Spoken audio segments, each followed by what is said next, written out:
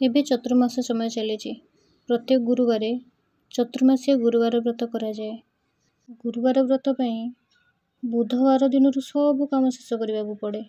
ଘର ଦ୍ୱାର ସଫାସୁତୁରା ହେବା ସହ ଘରର ଚାରିଆଡ଼େ ଝୋଟି ମୁରୁଜ ପଡ଼େ।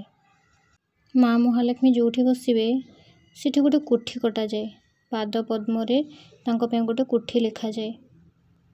ମୋତେ ତ ଏତେ ସୁନ୍ଦର କୋଠି ଲେଖି ଆସିନି, କିନ୍ତୁ ଯେନେ ତେନେ ଚେଷ୍ଟା କରିଛି କୋଠି ଲେଖିବା ପାଇଁ। କାହିଁକିନା ରାତି ପାଇଲେ ଗୁରୁବାର, ତେଣୁକରି ବୁଧବାରରୁ ସବୁ କୋଠି ଚିତା ସବୁ ଲେଖିବାକୁ ପଡ଼ିବ। ଆଗରୁ ଆମ ଘରେ ଚତୁର୍ମାସିଆ ଗୁରୁବାର ବ୍ରତ ହେଉନଥିଲା, କିନ୍ତୁ ମୁଁ ମାଆଙ୍କୁ ପାଇକି ଆଣିଥିଲି।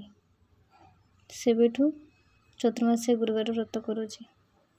ମାଆଙ୍କର ଏମିତି ଆଶୀର୍ବାଦ ଥାଉ, ମୁଁ ମଲା ପର୍ଯ୍ୟନ୍ତ ତାଙ୍କର ଏମିତି ସେବା କରୁଥାଏ। ଦୁବ, ବରକୋଳି ପତ୍ର, ଅଁଳା ପତ୍ର ସବୁ ତୋଳିକି ଆଣିକି ରଖିଦେଇଛି। ଆମ୍ବ ଡାଳ ବି, ନହେଲେ ସକାଳେ ବେଳ ହେବନି, ସବୁ କାମ ସାରିଲା ବେଳକୁ ଡେରି ହେଇଯିବ ନା। ଜାଣିନି ମାଆଙ୍କ ଆଶୀର୍ବାଦ ମୋ ଉପରେ କେତେ ଦିନ ଥିବ। ଚେଷ୍ଟା କରୁଛି ମଲା ପର୍ଯ୍ୟନ୍ତ ଗତ କରିବା ପାଇଁ, ତେଣିକି ତାଙ୍କ ଇଚ୍ଛା।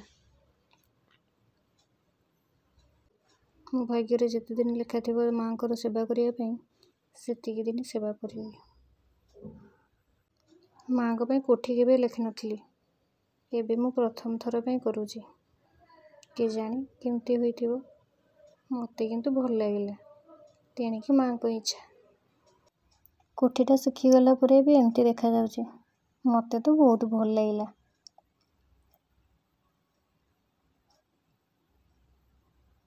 ମନରେ ବହୁତ ଖୁସି। କେମିତି ସକାଳ ହେବ ମାଆଙ୍କୁ ଏଇ କୋଠିରେ ବସିକି ପୂଜା କରିବି।